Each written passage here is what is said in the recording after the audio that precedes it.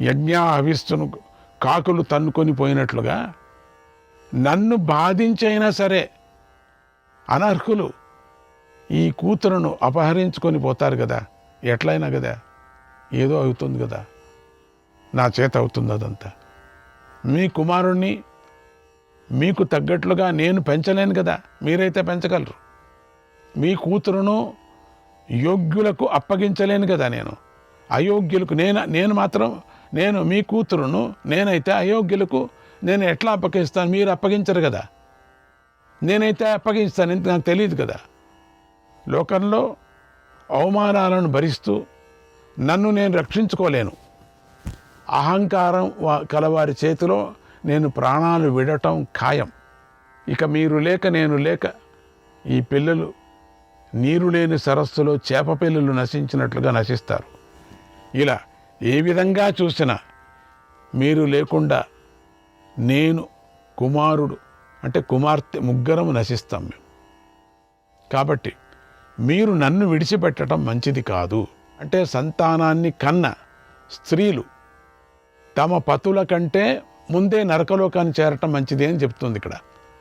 వారికి పరమ సౌభాగ్యమని ధర్మవేత్తలు కూడా చెబుతున్నారు. మితం దదాతి హి పిత, మితం దదాతి హి పిత, మితం మాతా మితం సుతః, మితం మాతా మితం సుతః, అమితస్య హి దాతారం కాపతి నాభినందతి. ఏ స్త్రీకి అయినా తండ్రి పరిమితమైనటువంటి దానినే ఇస్తాడు. తల్లి కూడా అలాగే చేస్తుంది. కొడుకు కూడా పరిమితంగానే ఇస్తాడు. కానీ భర్త ఒక్కడే అన్నిటినీ అమితంగా చేస్తాడు. కనుక అన్నిటినీ ఇచ్చే భర్తను స్త్రీ ఆరాధన చేస్తుంది. మీకోసం కొడుకును కుమార్తెను విడిచిపెట్టను. ఏ స్త్రీ కూడా అట్లా చేయదు. బంధువులను ఎప్పుడో విడిచిపెట్టాను, ఇప్పుడు జీవితాన్నే విడిచిపెడతాను. నేనెందుకు సిద్ధంగా నేను ఉన్నాను. యజ్ఞైస్తపోభిర్నియమైః దానైశ్చ వివిధైస్తథా విశిష్యతే శ్రియా భర్తుః నిత్యం ప్రియహితే స్థితిః. ఎల్లప్పుడూ భర్తకు ప్రియం కలిగించటమే స్త్రీకి పరమధర్మం. ఇది అన్ని రకాల తపస్సుల కంటే, నియమాల కంటే, దానాల కంటే కూడా విశిష్టమైన ధర్మం. ఇదే గొప్పది. నేనిప్పుడు చేయాలనుకుంటున్న పని ధర్మబద్ధమైంది, అందరికీ ఆమోదయోగ్యమైంది, మీకు మీ వంశానికి మేలు చేస్తుంది తెలుసా. అనుకూలమైన సంతానం, వస్తువులు, స్నేహితులు, ఆప్తులు, భార్య, వీరందరూ ఆపత్కాలంలో ధర్మ సంఘటన నుండి బయట పడవేసిన వారని ఆ సత్పురుషులు భావిస్తారు ఎప్పటికి కూడా. ఆపదర్దే ధనం రక్షేత్ దారాన్ రక్షేద్ ధనైరపి ఆత్మానం సతతం రక్షేత్ దారైరపి ధనైరపి. ఆపద నుండి బయటపడటానికి ధనాన్ని రక్షించుకోవాలి కదా. ధనాన్ని విడిచిపెట్టైనా సరే భార్యను రక్షించుకోవాలి. భార్య పోయినా, ధనం పోయినా తనను తాను అన్ని వేళలా రక్షించుకోవాలి. ఇది ధర్మం. భార్య, పుత్రుడు, ధనం, ఇల్లు ఇవన్నీ సంపాదించుకోవటం ఎందుకంటే ఇహపర ప్రయోజనాలను సంపాదించుకోవటం కోసమే అని పండితులు చెబుతున్నారు. మరొక విశేషం కూడా చెప్తాను వినండి. ఒకవైపు వంశం ఉన్నప్పుడు, మరొక వైపు వంశాన్ని వృద్ధి చేసే తాను ఉన్నప్పుడు తననే రక్షించుకోవాలి, ఇతరులను కాదు అని పండితులు నిర్ణయం చేశారు. అవద్యాం స్త్రియమిత్యాహుః ధర్మజ్ఞా ధర్మ నిశ్చయే ధర్మజ్ఞాన్ రాక్షసానాహుః నహన్యాత్ సచ మామపి. ధర్మవేత్తలు ధర్మాన్ని నిశ్చయించే సందర్భంలో స్త్రీ సంపదగనేది కాదు అని చెప్పారు. రాక్షసులకు కూడా ధర్మం తెలుసు అని ధర్మవేత్తలు చెప్పారు. కనుక ఆ రాక్షసుడు నన్ను స్త్రీ అని భావించి చంపకపోవచ్చు కూడా. పురుషుడు చంపబడతాడు అనటంలో ఎలాంటి సందేహం ఉండదు. కానీ స్త్రీ విషయంలో మాత్రం సందేహం ఉంది. స్త్రీని చంపవచ్చు, చంపకపోవచ్చు. కనుక ధర్మాత్ముడా, నన్నే ఆ రాక్షసుడి వద్దకు పంపించు. నేను పొందవలసిన అనుభవాలన్నీ పొందుతాను. సుఖభోగాలను అనుభవించాను. ధర్మాన్ని చక్కగా ఆచరించాను. మీకిష్టమైన పిల్లలను ఇచ్చాను. కనుక నా ప్రాణాలు పోయినా పర్వాలేదు, నాకేమీ బాధ లేదు. నాకు పుత్రులు పుట్టారు. నేను వృద్ధురాలిని కూడా అయ్యాను. మీకెప్పుడు ప్రియం చేయటానికే ఇష్టపడుతూ ఉంటాను. చాలు, ఇక నేను ఉండటం ఇంకెందుకు, చాలు. ఇదంతా ఆలోచించుకొనే నేను ఈ మాటలను మీతో చెబుతున్నాను. ఓ పూజ్యుడా, నన్ను విడిచి మీరు మరొక స్త్రీని పెళ్లి చేసుకోవచ్చు కూడా. మీకు పాపం అంటదు. మీ ధర్మకార్యాలను మీరు చక్కగా నిర్వహించుకోవచ్చు కూడా. మీకు ఎలాంటి ఆటంకము ఏర్పడదు. ఈ విషయాలన్నిటినీ ఆలోచించండి. ఆత్మత్యాగం నిందిత కార్యమని పెద్దలు చెబుతారు కదా.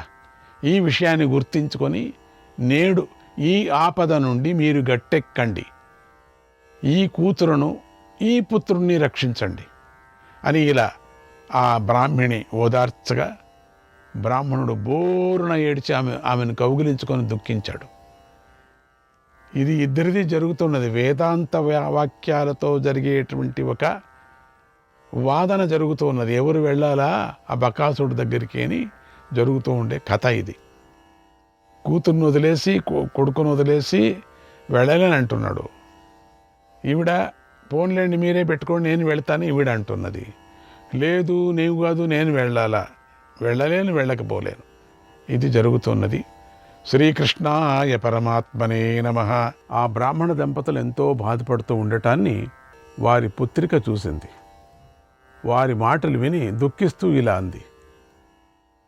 అమ్మా నాన్న అన్నీ తెలిసి కూడా, అమ్మా ఇంతగా మీరెందుకు దుఃఖిస్తున్నారు అమ్మా నాన్న అని వాళ్ళిద్దరిని అడుగుతోంది. నాకు అర్థం కావటం లేదు. మీ మాటల్లో ఎంత వేదాంతం ఒకరికొకరు చెప్పుకుంటున్నారో చాలా అద్భుతంగా ఉంది. నాకది చాలా బాగుంది. అది అయినా దుఃఖిస్తున్నారు మాటి మాటికి. ఇప్పుడు నేను చెప్తున్నా మాటలు కూడా మీరు వినండి. నా మాటలు కూడా విన్న తర్వాత మీకేది బాగుంటే అది చేయండి. ఆడపిల్ల అయిన తర్వాత ఎప్పుడో ఒకప్పుడు పుట్టిల్లు విడిచి వెళ్ళిపోవలసిందే. మామూలుగా అందరికీ జరిగేటువంటిది. కీర్తి కోసరం, ఆర్తి కోసరం అన్నట్టు. ఇంకొకర ఇల్లును ఉద్ధరించటానికి కోసరమే ఆడపిల్లలు పుట్టేది. అందుకని నేను వెళ్ళాలా, ఎక్కడికి వెళ్ళాలనో, ఏ ఇంటికి వెళ్ళాలనో, ఏ ఇల్లు ఉద్ధరించాలనో, ఏ వంశాన్ని ఉద్ధరించాలనో ఏ రోజైనా పోవాల్సిందే కదా పెళ్లి చేసుకొని.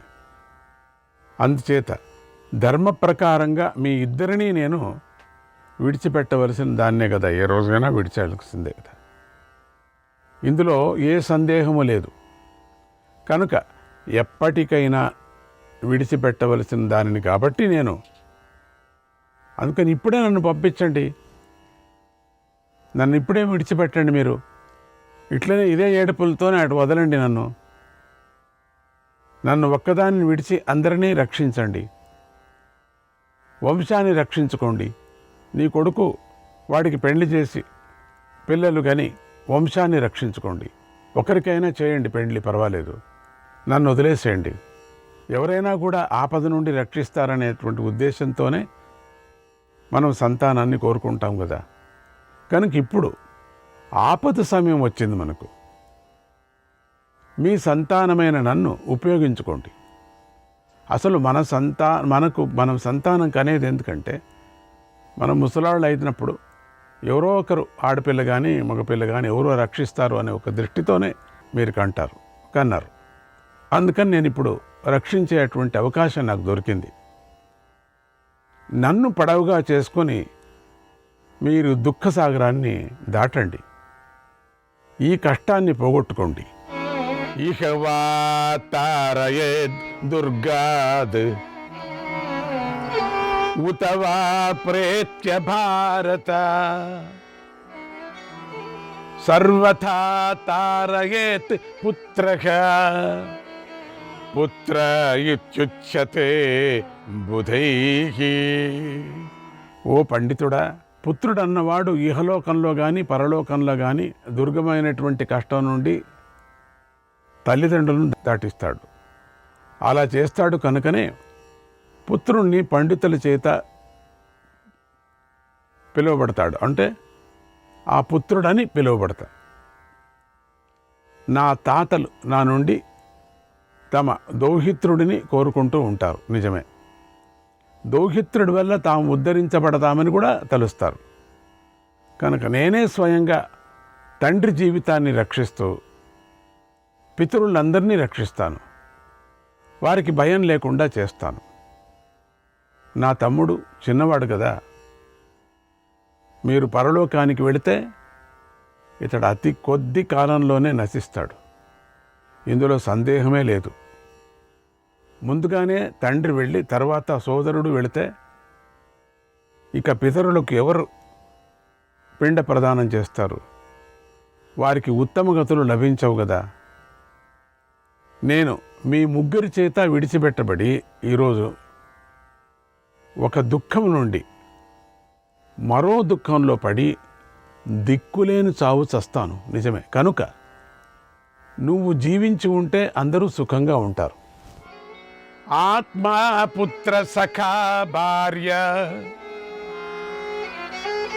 ఆత్మా పుత్ర సఖా భార్య కృచ్ఛ్రుంతు దుహితా కిల సకృచ్ఛ్రాన్మోచయాత్మానం మాం చ ధర్మే నియోజయ. పుత్రుణ్ణి తన ఆత్మ తన స్వరూపం అని అంటారు కదా. భార్యను స్నేహితురాలు అంటారు. కుమార్తెను మాత్రమే సంకటంగా చెబుతారు. అంటే కాబట్టి ముందుగా నా సంకటాన్ని తొలగించుకో, నన్ను ధర్మాన్ని ఆచరించి నువ్వు. ఆడపిల్లలు పుడితే ఒక సంకటం అంటారు. అంటే వాళ్ళకి ఏదో దారి చేయాలి కదా, లేక పెళ్లి చేయాలా, లేకపోతే వాళ్ళు జీవించే విధానానికి ఏం కావాలో ఆ ఉపాయాన్నైనా చేసి పెట్టాలా.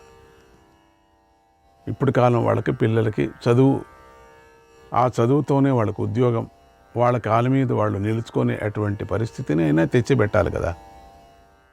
దాన్నే సంకటం. నువ్వు నన్ను విడిచి వెళ్ళిపోతే నేను అనాథనైపోతాను, నేను దీనురాలైపోతాను. ఎప్పుడూ దైన్యంతోనే జీవించవలసి వస్తుంది. నాకు అసహాయరాలైపోతాను. ఎక్కడెక్కడో తిరగవలసిన దుర్దశ నాకు కలుగుతుంది. అన్ని వైపుల నుంచి నాకు అవమానమే కలుగుతుంది. ఇన్ని మాటలు అవసరం లేదు.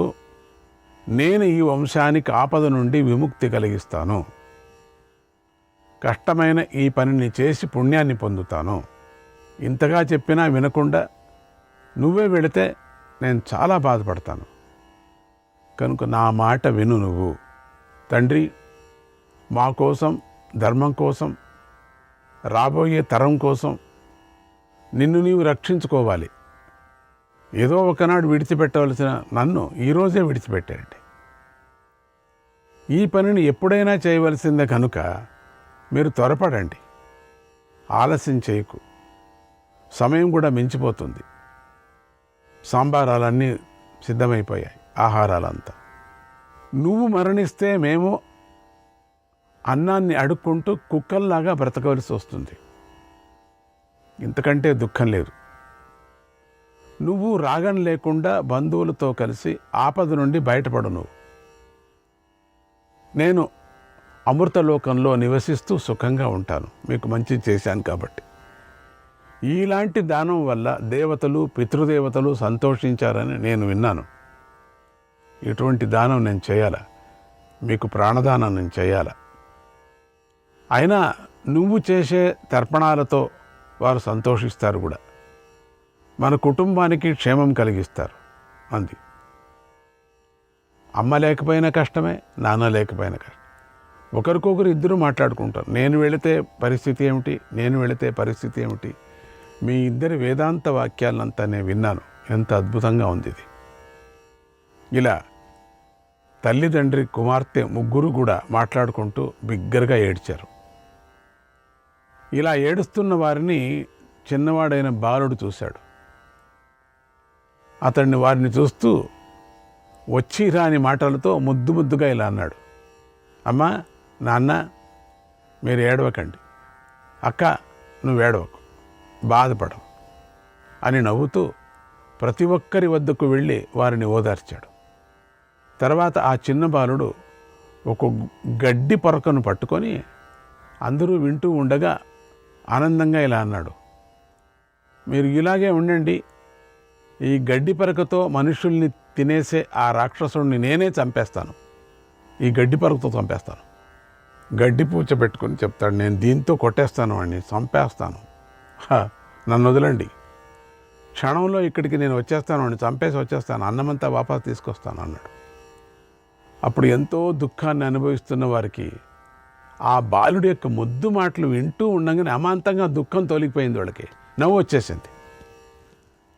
ఏడుస్తూ ఉండేవాళ్ళంతా ముగ్గురు నవ్వుతూ ఉన్నారు, పడి నవ్వుతున్నారు.